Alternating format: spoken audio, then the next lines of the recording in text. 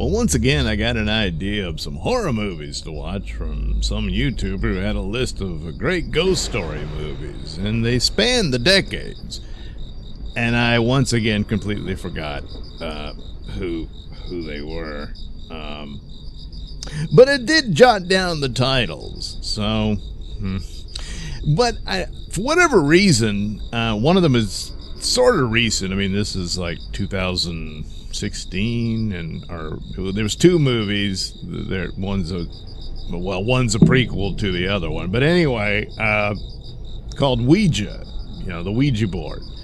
And I guess it caught my interest because a lot of horror movies, and you can go back to Exorcist, maybe even before that one, where if you're messing with a Ouija board, that's the first mistake that you make in any of these horror movies that deal with the supernatural element of evil spirits. It's always an evil spirit.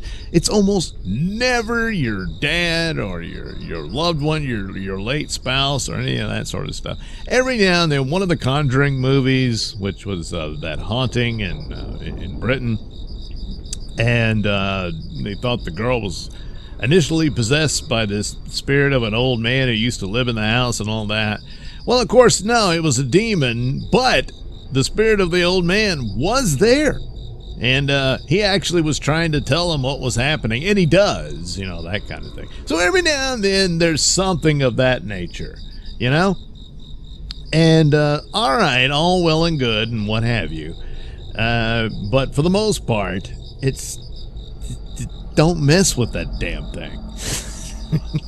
Because, and then once you've done it, there never seems to be a way to undo it, So, finally, someone did a movie that's called Ouija.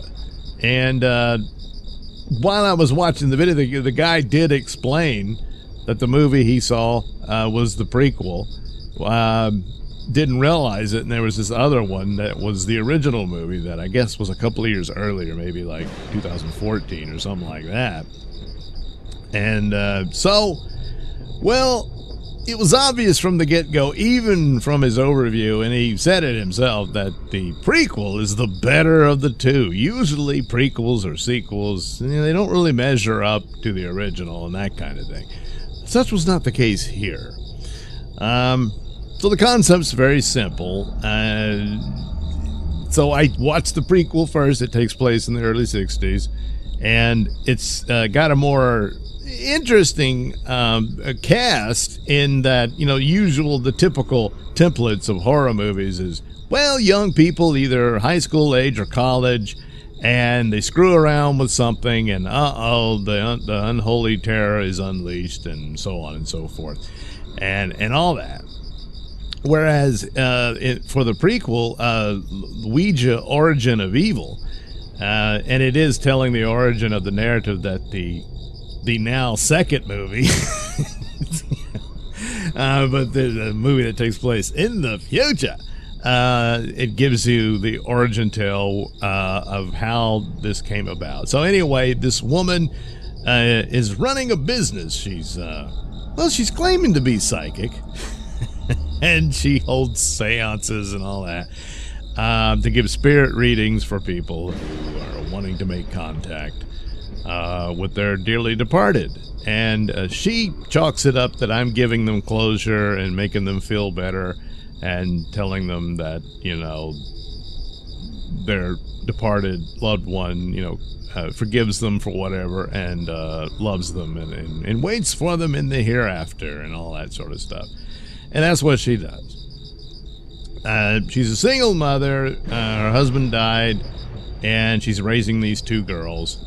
And they help out with the seance. The older girl poses as a spirit herself, kind of freaking out the customers.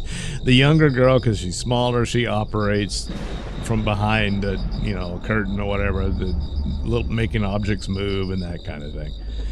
And so that's the scam, and but it brings in supplemental income for the family, and so there they are, and eventually the younger girl Well, she's out drinking with her friends, sneaking off, and teenage girl and all that. And they get a Ouija board and play with it. And she gets in trouble because her mother finds out that she snuck away and all that kind of thing. And she says, well, by the way, Ouija board might help the act. And the mother's like, yeah, you're probably right. So she does. She sets it up. She gets some magnets and stuff about how she can make the little, view thing move and all that. So she's good to go. But of course, it actually works and opens a door. Oh, no. Now, they do this thing. I don't know how many, if there were other films, I don't recall any, where you pick up the little, I call it the viewfinder. I'm sure there's a proper term for it. But it's, you pass it over the board and the little circle lands on one of the letters. So the spirit is answering your questions and, that kind of thing. But they pick it up and then look through it, and through it they can see the entity. Yeah. Brief, and it's all jump scare stuff and everything like that, but that's what they do. Well, the younger girl becomes more fascinated with it, and of course, despite being obviously innocent or whatnot, is immediately taken in by this demonic force that's in there and possesses her, and it's the weirdest possession scene. She's, taken over by this thing. It's just bizarre as all get out, But anyway, and you briefly see it. My guess is they were going for the same thing like Conjuring, Sinister, and Insidious were doing. Whereas Conjuring, for the most part, was the bigger success of these horror franchises. And I guess Insidious was the second runner-up, and Ouija, well, they did two, and that's it. Despite the fact that their second film is the better of the two, in that it tries a little better, and it's got the stylings. They try to recreate the '60s. They do it, that's always a tough thing to do. But hey, I wasn't around then, so it looks pretty accurate to me. So. And well, all hell breaks loose, and it's falling apart. And there's good performances here that is very believable. This is a real family, and this poor woman, she's, she can't save her girls, and it's really sad and it's not a good ending.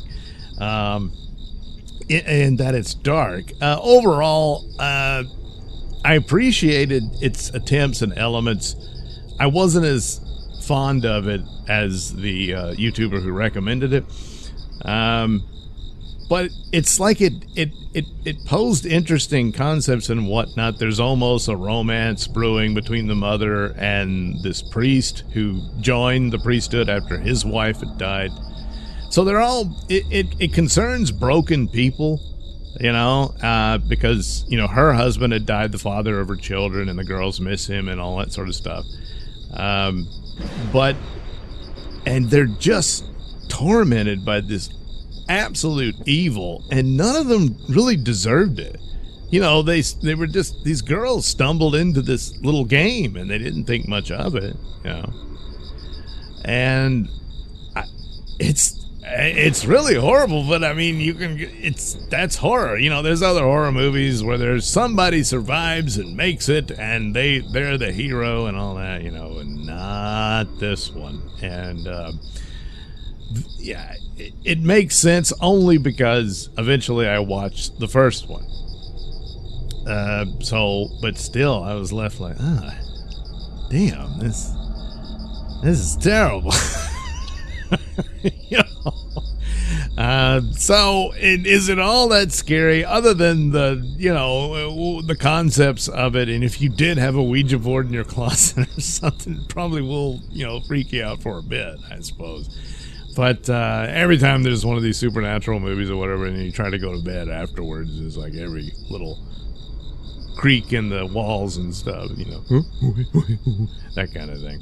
So Yeah, the reviewer was right. It is the better by far of the two. The other one, it's pretty bland, typical. There's nothing awful about it, but it's just these two teenage girls, and one of them dies, and the other girl's very depressed, who's the best friend and all that. And then she has her Scooby gang of friends, and then they get into the Ouija board, and oh no! It all falls apart. So it's pretty much kind of, rinse, lather, repeat type approach of whatever the monster is. Here, the bad problem is the Ouija board, of course, and eventually the main character, who ended up in House of the Dragon, she says, well, what is this about? And her friend's house had been inhabited by, well, the family from Origin of Evil. So there's your explanation. Now, they're making that one first, so boy, I tell you, the depictions of the family look nothing like the movie they make. And even though they might not have thought, hey, if this makes enough money, maybe we'll make a prequel or something about the backstory to it, but they didn't cast anybody to resemble the people that were showing it. I could have sworn, I'm sure they did mention the date, that it was early 60s or whatever, but it looked much older in the original film. But anyway, the setup there and everything, and at first I'm like, well, that's not what happened. They're not, oh, okay, there's a, of course it's evil forces and demons and everything. And then this one too, well, did it work?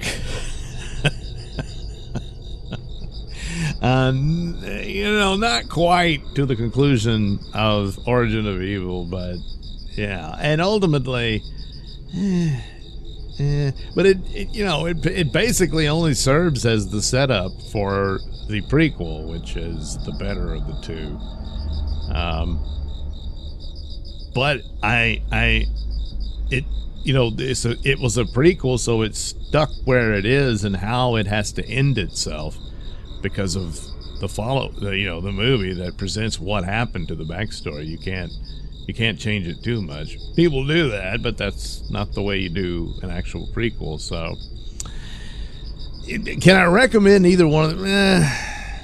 The concept, of course, makes sense, because yes, all the time when it deals with ghost or rat or demonic possession, really, Ouija board's a bad thing. You just don't ever let that thing in your house, and absolutely never play with it. So those are the rules. And I guess if you got nothing better to do and you want to watch a spooky movie, I go with the prequel, Ouija Origin of Evil, and see what you think.